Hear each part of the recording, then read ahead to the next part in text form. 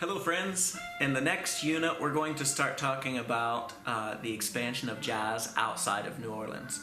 Last time we talked about how New Orleans was the birthplace of jazz, Buddy Bolden, some of the great early jazz, Scott Joplin and the ragtime.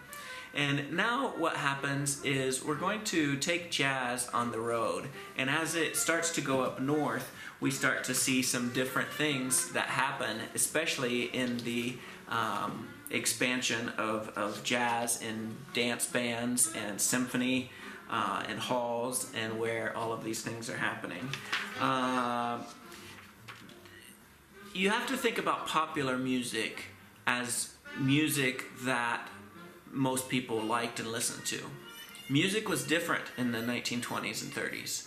Now we're so spoiled we can want to listen to anything we can think of, and we can find it on YouTube, on Pandora, on Spotify, even the most obscure things. Because of internet and our technology today, we can find anything. Back in the day, they didn't have, recording wasn't that common. At the turn of the century, there was no recording devices. If you wanted to hear music, you had to go to the concert hall and hear it live, or make it yourself. As wax cylinders came and became more popular in the teens and 20s, people were able to start to create recorded music so that they could listen to it.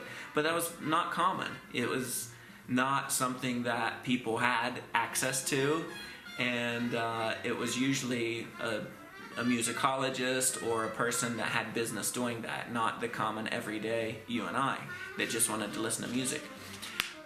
Radio started and it became huge in the 30s, and people would tune in and listen to radio, and that's where they started to hear popular music. That's the first time that you really started to hear your favorite song. You might hear a song that you really liked that became a popular song. These songs were mostly Americana in nature. They were American or Jewish immigrants that were songwriters in New York City, and they were all massively influenced by jazz and the great New Orleans tradition that started to come up north.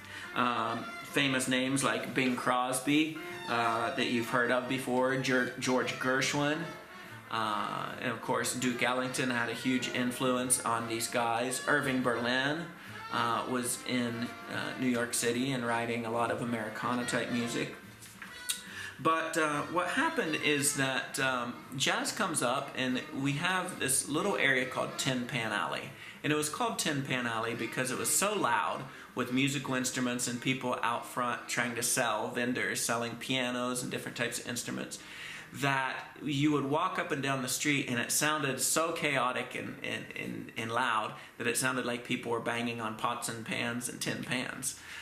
This later became Broadway. This was part of the first Broadway tradition in music in Manhattan, in Midtown New York, where theater started to come and bounce up and be all over the place. The stage became the second, in my opinion, the second American art form is Broadway musical theater, and that was a huge direct transition of jazz. The Harlem Renaissance really started to take place, and you started to see more African American culture and development and intellect that started to come into mainstream culture that other people were able to see. And then Duke Ellington starts, the Cotton Club. You really start to see and hear this great jazz musician all over the world because he becomes famous. He's played on radio, and then TV comes shortly thereafter, and people are starting to purchase records, and that recorded music is starting to become more and more available and accessible to the general public. So I hope you understand that, and I hope you don't take for granted all the music that you get to hear on a daily basis, because it wasn't always like that. And if you talk to your grandparents or great-grandparents, they would probably tell you music was a luxury and a commodity that we're lucky to have now.